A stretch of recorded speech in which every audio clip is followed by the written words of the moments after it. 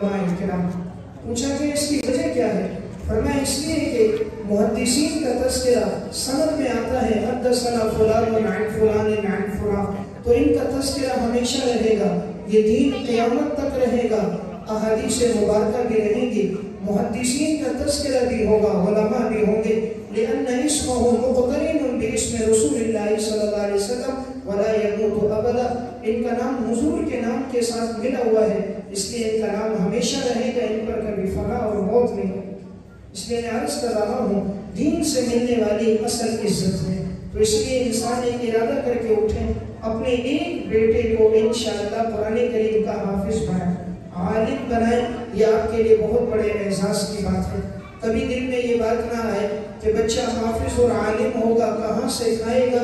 جو خدا خنزیر کو کھلا رہا ہے وہ خیرکم من تعلم القرآن وعلمہ کو نہیں کھلائے گا؟ جو رب العالمین کتے، بندر اور سانپ کو بھوکا نہیں سلاتا، کیا وہ قرآن کریم پڑھنے والے کو بھوکا سلا دے گا؟ آج انسان اپنے گھر کی حفاظت کے لیے کتا پالتا ہے، اس کے لیے دودھ بھی رکھتا ہے، پانی بھی رکھتا ہے، اس کے لیے جگہ بھی بناتا ہے، گوشت بھی رکھتا ہے کہ یہ رات کو میرے گھر کا پہرا دے رہا ہے۔ جو اللہ کے دین کا پہرا دے گا، کیا رب العالمین اس کے لیے اسباب نہیں بنائیں گے؟ رب العالمین اس کے لیے رزق کے دروازے نہیں کھولیں گے؟ وَلَوْ أَنَّ أَهْلَ الْقُرَىٰ آمَنُوا وَاتَّقَوْا لَفَتَحْنَا عَلَيْهِمْ بَرَكَاتٍ مِّنَ السَّمَاءِ وَالْأَرْضِ وَلَٰكِن كَذَّبُوا فَأَخَذْنَاهُم بِمَا كَانُوا يَكْسِبُونَ۔ اگر یہ بستی والے لوگ ایمان اور تقوی لے کر آتے، ہم آسمان اور زمین کے برکت کے دروازے کھول دیتے۔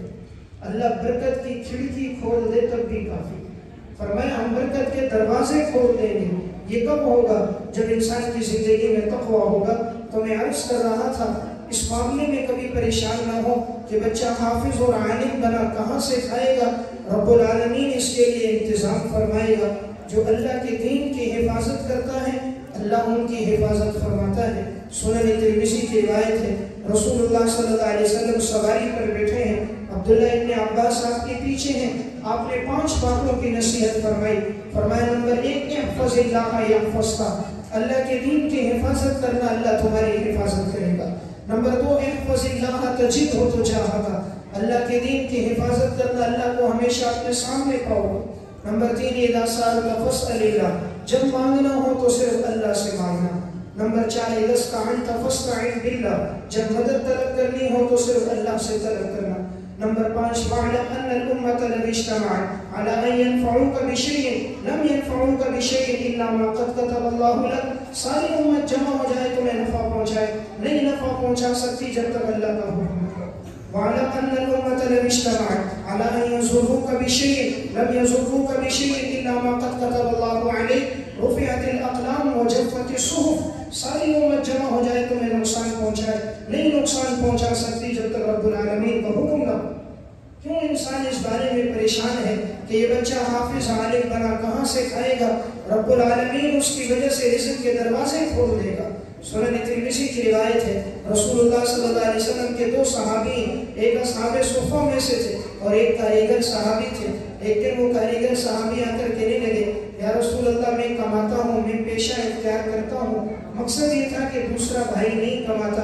آپ صلی اللہ علیہ وسلم نے فرمایا لعلک ترزق بہ، شاید اللہ تجھے بھی رزق اس کی وجہ سے دے رہا۔ انسان آج کہتا ہے میرے ہاتھ کی کمائی، تیرے ہاتھوں میں طاقت کس نے ڈالی؟ انسان کہتا ہے میں نے دماغ استعمال کیا، تجھے دماغ کی نعمت تیرے رب نے دی۔ آج رب العالمین دماغ کی نعمت لے لے، کبھی پاگل خانوں کا چکر لگا کر تو دیکھیں، ہم سے زیادہ وہ لوگ دولت والے، پیسے والے، حسن و جمال والے، ایک عقل کی نعمت نہیں ہے، کوئی ایک دیوار سے ٹکرا رہا ہے، کوئی دوسری دیوار سے ٹکرا رہا ہے۔ ایک عقل کی نعمت پر انسان اللہ کا شکر ادا کرے تو نہیں ادا کر سکتا۔ اس لیے میں عرض کر رہا تھا رزق کی ذمہ داری میرے رب نے لی ہے۔ میں 2 واقعات سنا کے بعد سمجھتا ہوں۔ حضرت اقدس استاد العلماء، استاد الحدیث حضرت مولانا عبداللہ صاحب تشریف لا چکے ہیں، تفصیلی بات تو حضرت فرمائیں گے۔ میں 2 واقعات اس سے متعلق عرض کر رہا ہوں کہ رزق کی ذمہ داری رب العالمین نے لی ہے اور اللہ رب العالمین کس طرح رزق عطا فرماتے ہیں۔ علامہ ابن قدامہ رحمۃ اللہ علیہ متوفہ 620 ہجری کی کتاب التوابین، اس میں انہوں نے ایک واقعہ لکھا۔ قبیلہ کوت کے مشہور ڈاکو تھے، ساری زندگی ڈاکہ ڈالنے میں ان کی گزر گئی۔ ایک دفعہ کہتے ہیں ایک جنگل میں ہم تھے، انتظار میں تھے کوئی قافلہ نظر آئے تو ہم قافلے کو لوٹ لیں۔ کافی دیر تک کوئی قافلہ نظر نہ آیا تو درخت کے نیچے لیٹے، سامنے دو درخت تھے، ایک سرسبز و شاداب تھا، ایک بالکل خشک تھا۔ کہتے ہیں جو سرسبز و شاداب درخت تھا اس پر ایک پرندہ بیٹھتا تھا، کوئی چیز توڑ کر لاتا، خشک درخت کے اوپر آ کر ڈال دیتا، لیکن وہ پھل نیچے گرتا نہیں۔ ایک دفعہ، دو دفعہ، تین دفعہ، 10 سے زائد مرتبہ ایسا ہوا۔ قبیلہ کرد کے ڈاکو کہتے ہیں میں نے سوچا کوئی تو معاملہ اور ماجرا ہوگا۔ درخت کے اوپر چڑھے، جب اوپر پہنچے تو کیا دیکھا، سب سے اوپر والی ٹہنی پر ایک سانپ لپٹا ہوا ہے، اور وہ سانپ آنکھوں سے اندھا ہے اور اس نے منہ کھولا ہوا ہے، اور یہ پرندہ وہ توڑ کر لاتا ہے، اس کے منہ میں ڈالتا ہے، پھر توڑ کر لاتا ہے، پھر اس کے منہ میں ڈالتا ہے۔ قبیلہ کرد کا یہ ڈاکو نیچے اترا، مٹی لی چہرے اور وہ سار پہ بننے لگا کہ اللہ جس سانپ کے مارنے کا حکم ہے جب وہ اندھا ہو جائے تو اس کے لیے رزق کا انتظام کرتا ہے، اشرف المخلوقات انسان کے لیے رزق کا انتظام بھلا کیوں نہیں کرتا؟ تو جو خدا سانپ کو رزق دے رہا ہے، خنزیر بندر کتے کو دے رہا ہے، بھلا انسان کو کیوں نہیں دے گا؟ اس لیے جتنے بچے دین سے متعلق ہوتے ہیں، حافظ عالم بنتے ہیں، رب العالمین انہیں بہترین رزق دیتا ہے، ہر آنے والے دن میں ان کا مقام مرتبہ بلند ہوتا رہتا ہے۔ اللہ رب العزت رزق کے دروازے کیسے کھولتا ہے؟ علامہ تنوخی رحمۃ اللہ علیہ کی کتاب ہے نشوار المحاصرہ و اخبار المذاکرہ، اس میں انہوں نے ایک واقعہ لکھا۔ سمرقند کا ایک تاجر تھا، ایک دفعہ 400 درہم اس نے لیے، بخارا گیا، 400 پرندے خرید کے لایا۔ جب فروخت کرنے کے لیے علاقے میں پہنچا، اتفاق سے سردی بہت زیادہ تھی تو پرندے سردی کی وجہ سے مرتے رہے، یہاں تک کہ صرف ایک پرندہ باقی رہا۔ یہ بہت پریشان ہو گیا، رات کو تہجد کی نماز میں اٹھا، اللہ کے سامنے رونے لگا، گڑ گڑانے لگا اور یہ دعا کر رہا تھا، یا غیاث المستغیثین اغثنی، اے فریاد سننے والے اللہ میری فریاد سن، کہ میرے پاس تو 400 دراہم تھے، 400 پرندے خریدے، 399 مر گئے، ایک پرندے کی مالیت 1 درہم صرف رہ گئی، شاید یہ بھی صبح تک نہ رہے، بیمار ہے، اے اللہ میرے پاس اس کے علاوہ کچھ نہیں۔ اللہ کے سامنے رویا، گڑ گڑایا۔ رب العالمین تو ہر چیز پر قادر ہے۔ اللہ رب العزت نے یہی جملہ پرندے کی زبان پہ جاری کر دیا۔ علامہ تنوخی رحمہ اللہ لکھتے ہیں مشوار المحاصرہ میں، صبح جب ہوئی تو پرندہ یہی جملہ کہہ رہا تھا، یا غیاث المستغیثین اغثنی، اے فریاد سننے والے اللہ میری فریاد سن لے۔ جب پرندہ یہ جملہ کہتا، اللہ کی مدح و ثنا کرتا، سارے لوگ جمع ہو جاتے، کیا بچے، کیا جوان، کیا بوڑھے، کیا مرد، کیا عورتیں، پورے علاقے میں چند دنوں میں تشہیر ہو گئی۔ ایک پرندہ رب العالمین کی تعریف کرتا ہے، سارے لوگ دکان کے باہر کھڑے ہوتے، پرندہ اللہ کی حمد و ثنا کرتا۔ اب کوئی سوچے پرندہ کیسے بول رہا ہے؟ پرندے کے منہ میں جو زبان ہے وہ بھی گوشت کی بوٹی ہے، ہمارے منہ میں جو زبان ہے وہ بھی گوشت کی بوٹی ہے۔ جو رب العالمین اس گوشت میں بولنے کی طاقت ڈال سکتا ہے وہ قادر ہے اس گوشت کی بوٹی میں بھی بولنے کی طاقت ڈال سکتا ہے۔